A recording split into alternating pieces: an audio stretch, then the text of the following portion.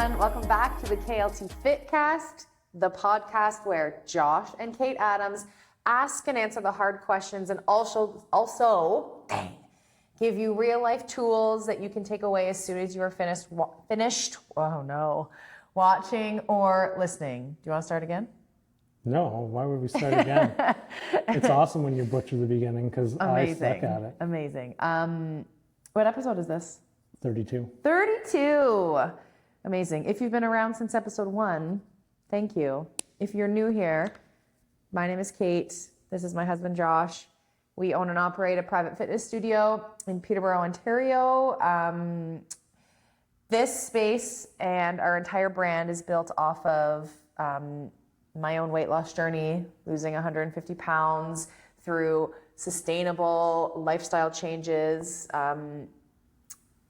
And it then evolved into this podcast where we talk about everything, but especially health and wellness. Yeah, I think that's a fair way to describe it. I think the podcast itself is kind of all over the place on a bunch of different topics. And we, look at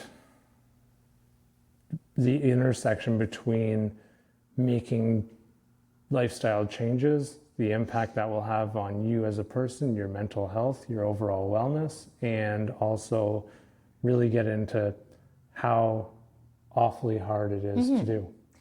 And I think our approach to everything health and wellness can sometimes be described as a no BS approach. Yeah. If you want to lose weight, get healthy, reach goals, we don't sugarcoat it. It's hard, it's tough, it takes a lot of effort. It's probably going to be one of the hardest things that you do. But we also try, like you said, and kind of create that intersection that, yes, it's hard. But it's possible. It's possible, and we can meet you exactly where you are on that journey and help support you. Yeah. We have no notes. Neither of you don't even have... No notes at all. No notes. My favorite kind of podcast. Yeah. This is going to be one that we're kind of going to talk about our roles professionally. A little bit, yeah. And how when we were talking about this morning, we didn't realize how closely they were going to kind of intertwine. Well, I think we both work with change in different ways.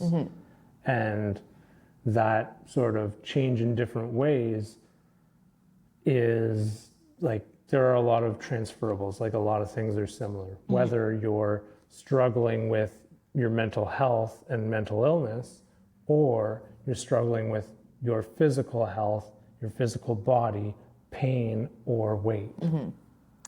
So the question that I posed to you, and then hopefully, if the script is followed, you're going to pose that same question back to me. Sure. You got that? I'll do my best. In terms of your work, your professional life, what is something, or what are some things that you have had to learn and in turn accept over the last, 10 years in these various roles within? Yeah, I think the biggest lesson that I think I had to learn, and I feel like I learned it fairly early in my career, was the concept of I can't work harder than the people that I am supporting. Okay. And what I mean by that is, if I work harder, if I do things for people, sure, in the short term, things might get a little better because I'm essentially making the decisions in their life for them. The reality is, when people do things for us, we tend to, one, become dependent on that, and two, there comes a time when we're going to rebel against it, when we're going to say, this isn't what I actually want to be doing, and I'm going to do opposites, or I'm going to push limits, or I'm going to test things. And I thought you were going to spin that in, yes, they become dependent, so they only expect more and more and more and more, and that dependency grows. Sometimes. Yeah. But from what I saw early in my career, it was more of a pushing back or a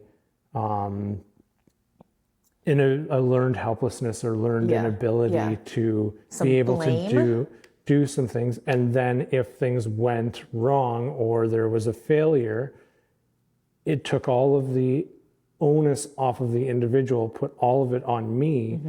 And what would happen is people would start to become angry with service providers. They'd become angry with me because their failure was my failure. And it didn't open the opportunity for learning moments. Right.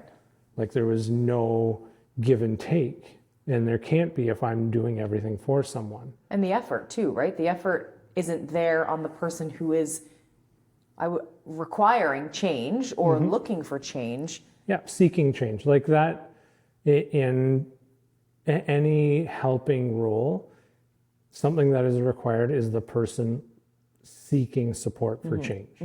Whether they're coming to me or whether they're coming to you, they have to be actively seeking that support. They may not recognize why it's needed. They may be in a pre-contemplative stage where they're not yet really aware of the problem, but they feel like something maybe needs to change, or people in their life are saying something needs to change here. And so going back to that concept of I can't work harder than, what I have learned is what I do is I match the energy of the people that I work with. So if someone is heavily invested, they're going to get that similar approach from me in terms of here's what we can do, here's what's available, here's what I think might help. What do you want to do? Right. So you've changed, would you say that you've changed the questions, what do you want to do, to the client, as opposed to saying, here's what we're going to do? A little bit of that, a lot less directive, but also I would say that there is a component of I also just stop asking that what do you want and sit with where you're at longer too. And that sort of shared where we are at really furthers that too, and it helps with meeting that sort of how things are. So I would say that's the biggest thing that I've learned in trying to help and support people, and it's a really hard thing to do, especially like early in my career, early in a helping person's career. Like I talk about this a little bit facetiously, like kind of funny, but like we can sometimes want to put on a superhero cape and save people, right? And like that can be a really tough and difficult urge from like the helping side, the helper side, to pull back on, because we're not the ones ultimately that do the work that makes the change. We just facilitate things to be possible. Right. And you never want to see that person fail, especially, or... Actually, no, I do. I want to see failure, because what failure means is that we can learn and grow. Failure is uncomfortable. So I'm saying in the beginning of your career, when you had that superhero cape on, you possibly then didn't want to see them fail. So you would do everything you can and give them, I don't know, like not too much support, but you would do everything for them and make sure that they were successful. And I guess realizing that isn't necessarily how you learn or change, because the effort's not coming from that person. You're not learning, you're not going to have any lasting sustainable change, and you're not building any resiliency, you're not building any skill to be able to handle anything that might come up in your life. Like there's so many different things around that. But what I would say is, what I've learned is how to help people fail in safer ways. Right. And change the way of thinking from failure to learning. Oh, that was hard. Here's what I learned. And switching from failure means absolute disaster to failure is expected. It's going to happen. We all fail at growth. things. That's how, yeah. Yeah. We all make mistakes. We all wish we could have handled certain things differently. And like that's part of being human. And it's important for us as people to be able to adapt and change, be resilient. And the only way to do that, to build that capacity, is to have those experiences. Right. Yeah. Yeah. And by doing everything for someone, I'm taking away that. Ain't that the truth? So yeah, that was like the early on thing that I still reflect on as a major learning moment. I think another thing that has been kind of a guiding thing for me is I don't have all the answers, and I never will. And that maybe for personal reasons has been a harder thing for me to learn to accept. To be able to say, I actually don't know. I don't know what's going on here. And generally speaking, that's followed up with but I'm going to see what we can find. I would say that in your line of work, when you're saying that to someone, I would say that kind of breaks down a wall for that person. Like, oh, like you're literally just a human. Like you're literally a human. Not necessarily like a human just like me, but really. In a lot of ways, yeah. Yeah, in a lot of ways, I am a human just like you. Like there are a lot of shared experiences that are just human experiences. Like the emotional spectrum that we all feel, everyone gets to experience that unless they have a diagnosis that they don't actually feel those emotions. But generally speaking, like changing emotions is part of being human, and having big emotions that create a response within our fight, flight, or freeze response. Like that happens to everybody. Everybody has those moments where we get so frustrated and angry with a situation, we react in a way that we normally wouldn't. That's our fight response or our flight response, or we freeze. Like that just happens. Yeah. And I'm using anger as the thing because a lot of people can identify with that one. It's fairly easy to label. Yeah, but for people that maybe it's like profound loss and sadness, despair, depression, like those things happen. Like the people we care about, sometimes really awful things happen and they're no longer around. And grief can be incredibly powerful.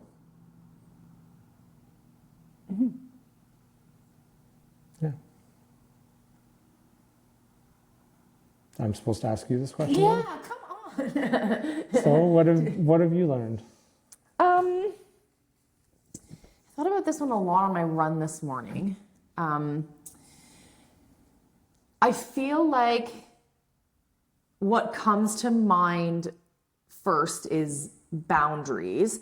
Okay. But what do you mean? Well, but as I was thinking about that more, I feel like I can take that in two different ways. Yeah, explain. The first way meaning boundaries for work and home life, because that is something that I admittedly have struggled with for a really long time. I think even when you were working in kindergarten, you struggled at times with the boundaries. Yeah. So with that, you take the brunt of that. For sure. I mean, I don't know if I take the brunt of it, but it generally means you're sitting on the couch beside me with your laptop open and not saying any words to me, and I just play video games. So I think for me, a huge learning piece is the email, I don't know, like if a check-in comes in late, if there's an inquiry coming through, those things can wait.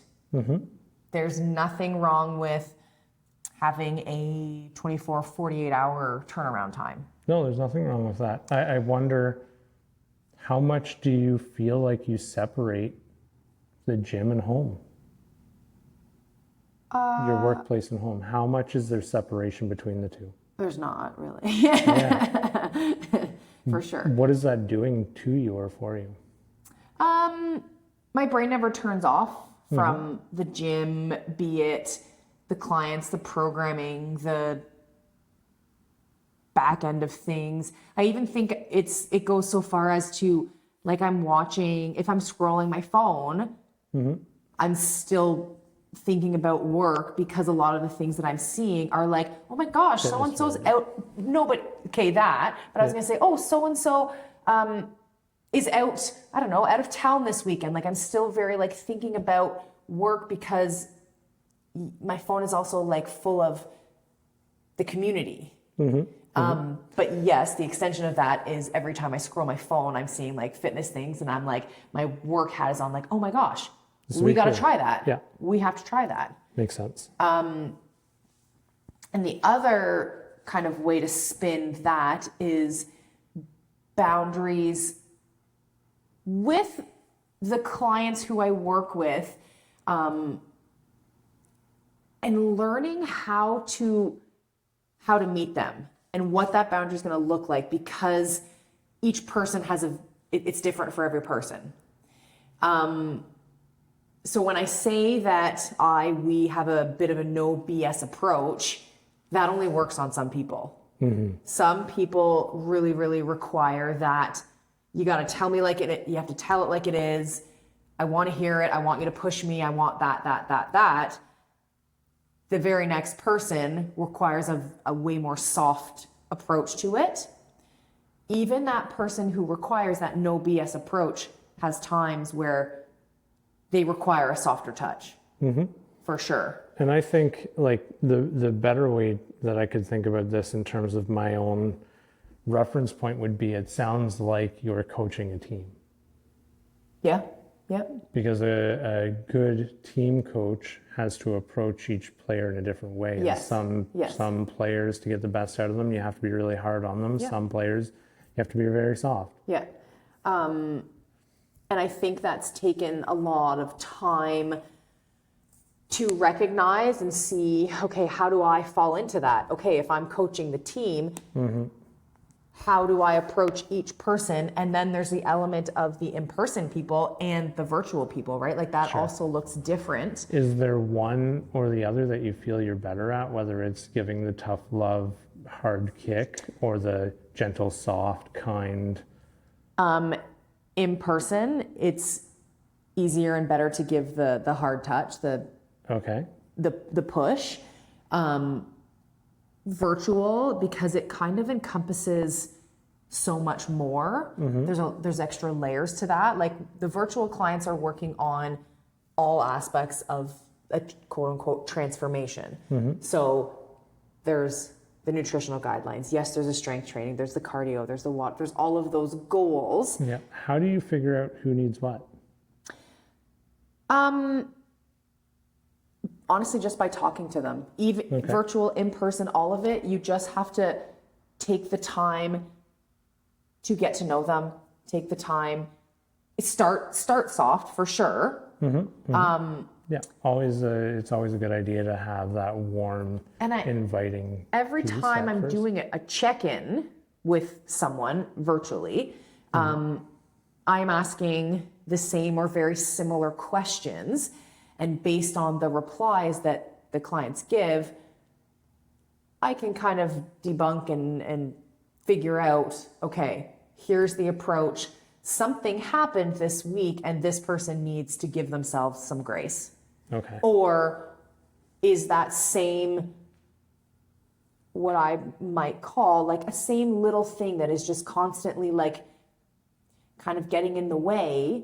And then it's okay, here's the no BS approach. Here's how we should be shifting things to get the results that you want and that you deserve. Yeah. How do you make that shift? What do you mean? Like in practical terms, when someone is talking with you and you see that they're kind of stuck in that cycle. Oh, I think I can ask the questions, but it has to come from them. Okay. But I mean, when you make that shift in terms of, okay, I know I need to give a push here. Yeah. Yeah, kick in the butt kind of statement. I would state the facts of what I've seen and what has come down the tubes, be it seeing things in the app or even just the words repeating. So by asking the same questions, I can kind of go back week over week over week. Well, here's how this person replied to this chick, and then this the week after that. So you can see the pattern. Yes. But so is it just a point where you shift, or do you, like for me, if I'm recognizing a pattern that someone's stuck in, I will ask if I can share the pattern that I see that they're stuck in. I ask for permission to share difficult things. Yeah. Is that how you do that transition, or do you kind of just like, okay, we've kind of been doing this for the last 4 weeks and dive right into? I think I would dive right into it. Yeah. Yeah. Yeah. Okay. Yeah. Yeah. And then talking about that, how do you choose what you're meeting people with in person? Again, it takes a long time to learn about the people. I also think in person, we have the luxury of seeing and vibing who is walking through the door and what is walking through the door. Yeah. If someone is feeling some type of emotion, you can basically tell, and that person should be met with a softer touch. Hey, you made it here. I can see that you may be not feeling your best. Do you want to stay afterwards? Chances are we can't talk about it right then, but do you want to stay afterwards, chit chat? Or there's the exact opposite. This person's coming in ready to hit the ground running, balls to the wall, whatever that looks like. That person can be pushed to do extra reps, grab a heavier weight, that sort of thing. Yeah, so I think that's been quite a learning curve for me. And when I say there's a bit of a no BS approach, like, okay, yes, that is fair to say in some areas. I think that's a bit of your personality too. What do you mean? What do you mean? Well, just like, I'm in trouble now. No, what I mean is like you tend to be very like, I'm not going to say, I'm not sure how to describe it. You just have kind of a no BS like approach to your life in general, where like when BS starts to get cloudy or murky, you kind of just like cut right through it all, and like straight and narrow might be a good way. You don't meander around things very well. Is that a good quality of mine or a? I think in certain situations it's good, and in others it creates challenges. And there's no right or wrong way to do things, right? It's not every person is going to be the right fit for every person, and not every gym is going to be the right fit for every person. And like there are times in my career where I haven't been the right fit for the people that I've worked with. Yes. And that's an important thing to own. Yeah. I like to think that I'm like flexible enough for most, but there are times because I won't work harder than people, and if they have been like experienced the mental health system for a while and they've had people that have gone that extra mile or that have taken over. That's a good point. Like that can be something that's very frustrating for people, because then it's like, well, he's not doing. They're comparing. Yeah. Yes. He's not doing, and it's like, well, I'm not doing because you're not. Like. Yeah. I can't if you're not. So like there are times when it just gets challenging, and like I said, not every way is going to be right for every person, and like being able to have those difficult conversations is a skill all on its own. Whether or not it's through that straight line, no BS approach where like your tolerance for kind of dicking around sometimes is a bit low. Yep. And if anybody knows me, I dick around way too much. Oh my gosh, God, the ADHD. No, so yes, and when you say my tolerance for dicking around, can be quite low or is always quite low? It can be like, it depends on, it is circumstantial, Yeah. and it depends on like how long things have been going on Exactly. and whether or not like you've offered the ways to correct. Like, and I'm a big fan of, if you make a mistake and you didn't know any better, it's a mistake. Then you didn't know any better. It's an accident, it's a mistake. If you continue to make the same choice over and over again, and you know what the consequences of that choice are. Yeah. Yeah. Like, I feel like my tolerance for dicking around, God, I feel like I'm going to use that now. Like, don't be dicking around. yeah, Listen for that next week. Again, I think it's circumstantial to the person. yeah, Because I know what they are capable of. I have seen it. I have whatever. Yeah. yeah, Dicking around. yeah. Oh my God, that is not going to be the title. Don't of be this dicking episode. around. Don't be dicking around. Not on my watch. So yeah, is there anything else that you feel like you've learned? I feel like that boundary, I don't know why that's the word that's really stuck out to me.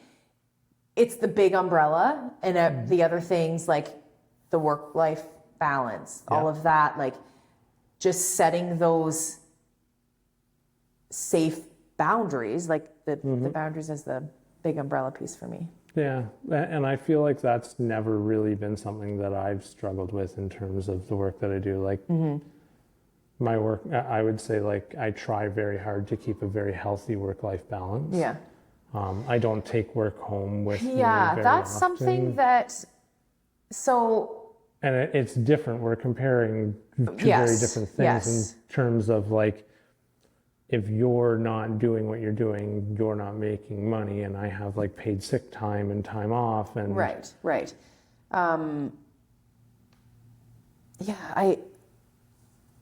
Yeah, exactly. Yes.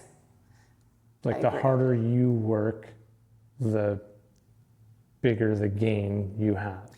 Where for Yeah, me, and like, I think I want, yeah, the work is the work for me. yeah, Because yeah. it's very like it's Your long hours as are your time- yes. hours, whereas for, Yeah. yes, the hours are the hours in here, the sessions are the sessions in here, but there's so much else going on in the background, which is like the social media, the managing, the scheduling, the maintaining a presence. That doesn't take a lot of effort for me because I feel like it's fucking. You walk in here and you're here. No, but I mean like on social media and stuff like that, it's fairly easy for me to have a presence on there, which I think is what can draw people to this space. That doesn't take a lot out of me. Yeah. And I think for both of us, in different ways, the things that we do work-wise fill our cups. Every damn day. Yeah. Yeah. You had some questions come down the tubes this past week. And I was like, well, why didn't they ask me? Because they're my friends that happen to listen. Dicking around. But they listened to the last podcast. I think probably they listened to a clip from the last podcast. And their questions were... Would watching the clip that was posted to Instagram drive the views on the podcast platform? Maybe. I don't know. Yeah. Anyway. But anyways, the questions that they had were around what it was that I did to help you build what is here. How like... Because you downplay it, because you're like, Yes. oh no, like you did this. No, I did not do this. I did not do this. I definitely downplay it because one, it's not my name on the building and it's not my name on the podcast. Okay. So before I answer that, or we dive into that, Yeah. a conversation that came up here last week, the week before, I don't know when it was someone was saying, oh, we were talking about you at work. And I was like, what? Oh no, why? Like Yeah. the knee-jerk reaction to everyone. And they said, when people think of the name, Kate L. Tom's Fit, it's my face that comes across. And like, if you're watching on YouTube, she's right there on the wall. Yeah. Yes, okay, sure. But I think that it's so much more than that. It's definitely grown to be more than that. And I think that's part of why, and if you're listening to this, you'll be one of the first to know we're doing a rebranding. Yes. Actually, no, I think last night, didn't I share about it? Do you spy a rebrand happening? Yeah. Not a rebrand of anything. It's just name changes, really. Yes. Like none of the structural To stuff. make me not have such a complex when someone asks what I do for a living and I talk about owning a gym. Yeah. And they're like, oh, what's it called? It's called my name, obviously. What else would it be called? And the people are like, okay, like, they don't understand also that my name is maiden name. Yeah. Caitlin, Laura, that's where the L comes from. My maiden name is Toms. So people see Kate L. Toms Fit. And they're like, but you're Kate Adams. Okay, yes. My married name is Caitlin Adams. Your joke is always, If something goes wrong, the gym is still in my name. yeah. Don't worry, I'll be going for those spousal support checks all. Wow. So, okay, forever. but I don't, the rebrand is not in an effort to remove my ugly mug from the forefront of people's minds when they think about the brand. No. It's honestly just a way for it to roll off the tongue nicely. Yeah, I think so. And it's also like it just feels more modern. It's Yeah. yeah. It looks really nice on the Stylish. logo. Actually, I guess we kind of started to steer into that when the podcast started. A little bit, Because yeah. this is the And KLT also Fit your Cast. Christmas present that I got you. Yeah, but the KLT Fit Cast, Yeah. we're going to be steering into KLT Fit. Yeah. So it's just the shorter version. Sorry. We got way off topic there, but that's okay. What you did when it comes to this gym. So way back, even before the gym was even like, An idea. yeah. We often would talk about how it was sometimes hard. Sherry, I love you. You are the reason that I survived so long in kindergarten. But I think once I had my weight loss transformation and found such a strong passion for fitness and overall well-being, the fire for that other teaching job started to dim. Does a fire dim? I mean, I don't want to say the word burnout because it wasn't that. It was just, but it can go out. yeah, I started to go out. Your passion definitely went away. For what you were And doing. during the pandemic, when we had outdoor boot camps, when it was like, the fucking rule was like 10 people gathering. So we were like, And 9 like- people plus me. 10 feet away. Yes. Yeah. So we had social distancing boot camps in the park when I had someone reach out to me and say, listen, gyms are closed. Like, is there anything that like you can do, we can do Yeah. to not just have such mind-numbingly long days?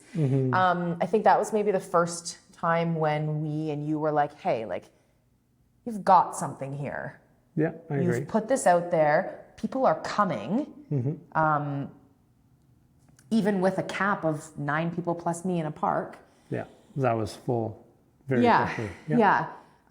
So that's kind of where it started to move just from an Instagram page where I shared what I was doing to stay fit and healthy. Sure. From there, after the pandemic, going back to normal life, I think you probably recognize that that fire was still quite dim. It was gone. The only thing that you were going for was because you loved your teaching partner. Yes. And you were the one who literally stood up to me and said, you got to leave that. Don't go back. Let's steer heavily into this. We used to live very much so paycheck to paycheck. Like by the day before payday, we had no money whatsoever. And that was always in the back of my head. Like, we cannot afford, we couldn't afford to live as it was, but we certainly couldn't afford to live with the unknown idea of not getting it every 2-week paycheck. Yeah. You were the one that constantly was like, yeah, like we have to do this. We have to take the leap. We have to take the leap. How will we know if we don't try? Yeah. You were the one who told me to start with a year-long leave of absence. Do things safely. Yes. As safely as you can. Yes. Yeah. So it was only a year. If shit hit the fan and we were living in a cardboard box, then I had a job to go back to. I guess I wasn't lying. Am I shooting myself in the foot? I wasn't lying when the leave of absence was... No, you needed it for your mental health. Yes, it was very targeted towards my mental health. I couldn't do this. I didn't want... I even gave a long shot timeline. I was going to stay for months to keep it easy on the poor children in my classroom. Yeah. Yeah. So that's how it was all you. The one pushing me to take the leap and take the chance on myself, take the chance on this. So here's... Oh, here we go. Yeah. Here we go. Oh my gosh, you're touching my feet under the table. You're so... Yeah. So here's the thing. I don't see that as anything that a loving husband shouldn't do, for starters. Okay. Second to that, yes, I was there behind the scenes encouraging. Yes, I was explaining to you how like things will work out, good or bad. Just I already wasn't making very much money anyway. Like it didn't. Yeah. And yes, I gave you that kick to get started. But I don't see any of that as anything miraculous. The miraculous came from all of the work that you did.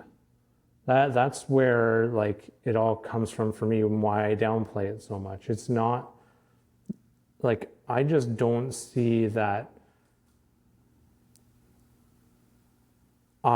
there wasn't anything that I did that made this what it is. If you didn't say those like things and give me that push, I would 100% be in a kindergarten classroom and maybe running outdoor boot camps.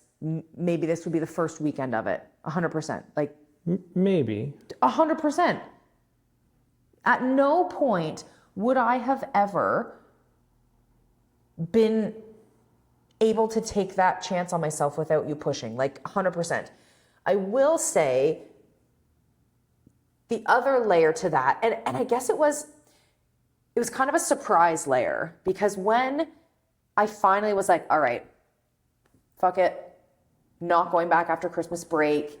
Yeah, you kind of had a breakdown right before Christmas break, and you're like, I can't do this anymore. And I said, yeah, but it was stop. But it was more. It was October. Yeah, because I worked for I think 2.5 months after that, and I'll never forget you coming. And to be fair, most of me encouraging you was seeing how in pain you were and how much you were drowning while still going to a job that you had no life in anymore.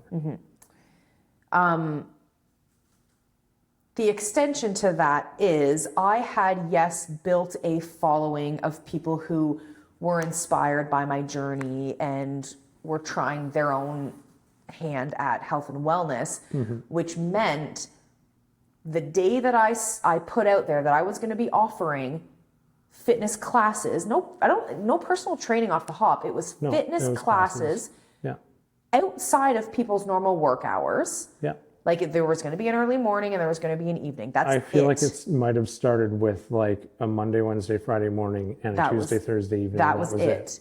I don't even know if we had a place to No. run those out of at that point. No, we didn't. We were kind of just testing the waters. Who would come? Overwhelming response. And that also was like, oh. It's also interesting because a lot of them still come. I think all of those like first core people still come. Yeah. So we were surprised at the overwhelming response of like, damn, Yeah. put it out there, people will come. Yeah. Then we took the next step and we're trying to find, okay, well, now that we have these people who want to come to work out in January, where will they work out? We have a tiny shoebox for a house. You can't just go to a big box gym and Take take your own 15 people. Yes. So we found a gym that was a functioning gym, like it was operational. And I was able to basically pay rent per client per hour that I was there. Yeah. He also helped us learn an awful lot Yes. We owe doing him a things. lot of kudos and props, because the 9 months that I think it was 8 or 9 months that I spent there, learning, growing the capacity, growing the following, growing the people who wanted to come, growing the wait lists. He helped us to see that this was very possible for us. For you. Us.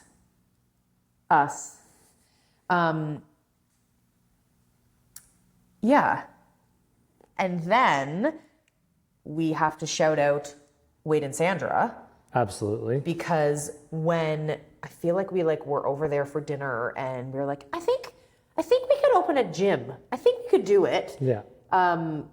Sandra was on the listings. They work in real estate, so they had access to everything. And she's like, oh, how about this one? And we're like, okay, cool. Went to see it, put the offer in. Like, it was so fast, so out of... It all happened within the span of like a week and a half. Yeah. And we didn't have time to think about it. We didn't have time to understand. Which was good for you. 100%. 100%. We did not think about it. But then the other element that I think that you downplay is, one, the blueprint of this gym. I knew the equipment that I wanted to have in here, and I made the list of equipment. I knew the flooring, I knew the turf, I knew the important equipment, the equipment that was important to me to maintain what I wanted this brand to be. You're the one that helped create that on paper, Which then became this space, aside from the leg press that was not going to fit over here. So that helped come from you. That was, you put a lot of my ideas into play. I just helped with the logistics. Sure. Then the next extension to that was, again, shout out to the community, but also shout out to you, because when we told people that we were opening a gym and we needed people here to lay flooring, first and foremost was flooring. We couldn't have the equipment arrive without the flooring. We had people here laying flooring. Yeah. Thanks, Matt and Ben. Yes. I needed that help. And then People came and and Lori helped and build. Colin driving all the way to Toronto to pick up the flooring, yeah. because we drove an SUV and we didn't have anywhere to put this giant slab of 15-foot turf. long turf. Yeah. And then the community really came to play too. We said, our equipment truck is arriving, our delivery is arriving at blah, blah, blah time on whatever day of the week. And we had a fucking army of people here, an assembly line, bringing equipment in. Once that truck was unloaded, we're like, okay, now what? Fucking start unboxing it, organize it, unbox it, start putting shit together. We had this the gym whole gym done in a weekend. in a weekend. And then we had a week to, put the other finishing touches on things. The odds and ends, yeah. Yeah. Put mirrors up and yeah. So again, I will take credit on a lot of ideas and a lot of, laying the foundation. But the reason that all of those ideas and that foundation has translated into this is a lot to do with you. A lot to do with you. I never really thought about it in that way. You absolutely. I definitely can see where I played the logistical, practical, making everything real from the idea of, well, let's open a gym. I can see where that like largely came from me, outside of you telling me this is the equipment I'm buying and me saying, okay, here's our life savings. Have fun. Hello, life savings. Yeah. Yeah. And then I like that people were like, what do you like? People recognize that you downplay that. I mean, it's because the ideas are like the ideas, the culture, the community, the presence, the belief that people get, the strength that and power that people get when they come here, like all of that is you. And like my contribution feels so insignificant to the power that you bring within this.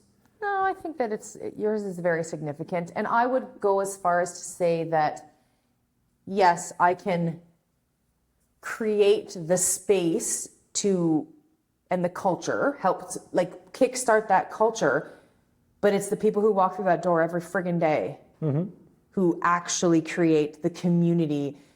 It is what it is because of the people who come through the door at their best, at their worst. Yeah, you're right. Yeah. All of that. Yeah. When they're coming in with, I don't know, like broken arms, broken fucking legs, and they're still showing up because it matters to them. I guess for me, it's I don't feel like I deserve the credit for this, because I'm the person that supports it. I think you think very much, and you've said it, you think that it's literally what you're supposed to do. It is. Sure. Like a good human, let alone a good husband. That's the thing, though. That's the thing. There are a lot of people who are not that and would not that. Like, okay, yeah, I'm just a lucky one who has exactly that. I think when Stop downplaying it. But I think there's a whole bunch of people listening and watching and seeing this place every day who is like, oh yeah, we recognize that Josh has a huge fucking role in this place as well. Half the time if I get emails from members, it's, hey, Kate and Josh, your name is included in that too. Yeah, but that's because they're wanting to make like scheduling changes or something, and they know it's not. They know anything that has to do with the laptop. Don't ask Kate; she doesn't know. People are like, "How much?" Da da da da da. I don't know. That is one other thing that I wanted to touch on. I meant to touch on this when I was talking about how broke we were. Yeah. Because way back when, before this gym was a thing, there were a lot of things fitness related that we could not afford. We could barely afford a gym membership. Yeah. So we downgraded our gym membership to be a very, very, very cheap gym membership. And it did the job. It did the job, yeah.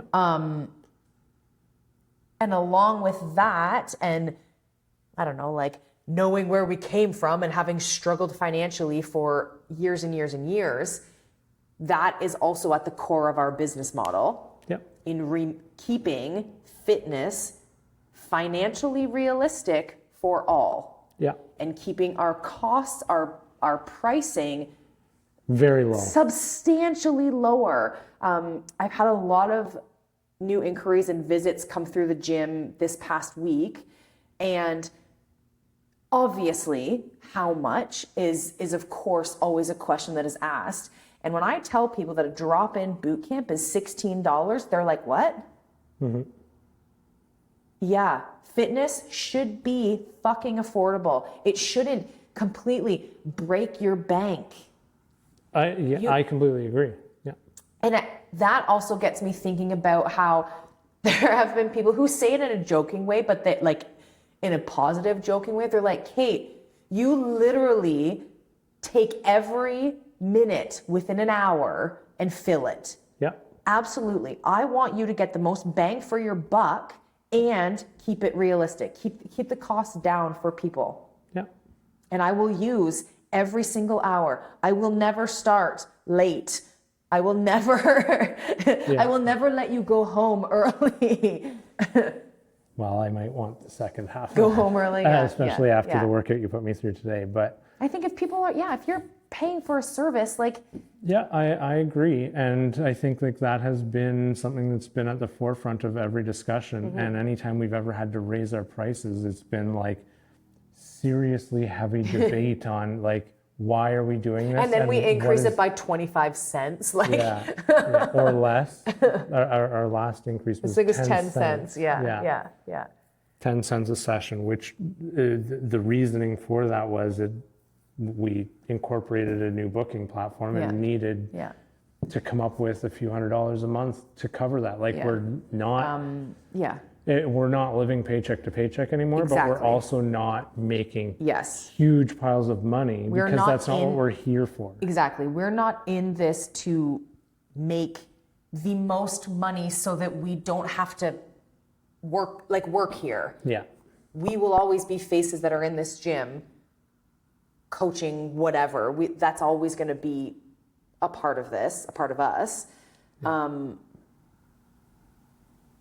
Yeah. And I think like one of the reasons why I think I was so encouraging early on was because if all we do is break even and keep status quo, which was status quo at the time, at least you're doing something that you're going to enjoy and love. Yes. And we would far rather our passion and our belief down to our fucking core that this works and this is special. Like that's so much more than making millions. It's fun, not millions. Like, you know what I mean? But it's not at all about that. And it's one of the reasons why it's so easy to just be behind the scenes and encouraging and say things like, we need to do this one thing because it's going to make a whole bunch of other things way easier. And we've been fortunate to kind of just bounce into really helpful people that have like either had really good quality equipment or really good platforms or systems or... And have we made mistakes? Oh, absolutely. For sure.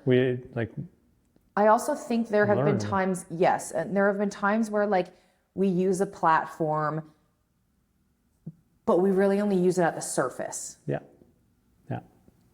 And like I can think of one of those situations, and we are going to be working hard to enhance that and bring it to everybody. We can talk about that because it was in the newsletter that went out yesterday. Sure, let's talk about it. Let's share this big update because this is the takeaway. This will be the takeaway for people. We are launching a new service for any community member, virtual or in person. If you are listening to this, you are a community member. Perfect. If you are listening to this, you are a community member.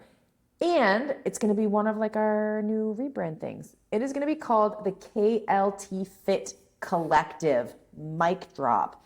So it is going to be an extension of a virtual platform. Yep. Where you will have access to food tracking, should you want to track your food. Yep.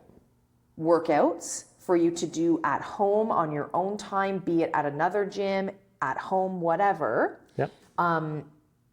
Access to groups within that virtual platform. There are groups that can be. Oh, cool. So basically it's going to add everyone to a group. So you could message back and forth within that group. People will be able to see if you're completing your workouts, whatever. So it's kind of just going to be a way to house all of the other things that are important.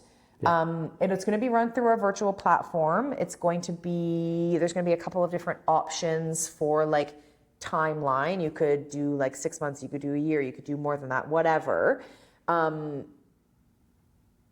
we hope that it just kind of elevates everyone's experience if they want to. You don't have to, but if you want to kind of elevate the experience and have everything kind of come together. Yeah. It's not going to be a group challenge or full virtual programming. It's not going to be There's not going to be check-ins or Yes, you anything don't like have to that. report to everyone. Yes, we can see everything that comes This down the is about tubes. independent individual. If this is something that interests you, Yes. it's a way you can Yes. further your own transformation, lifestyle, Yeah. workouts, Yeah. habits, whatever you want. Yeah.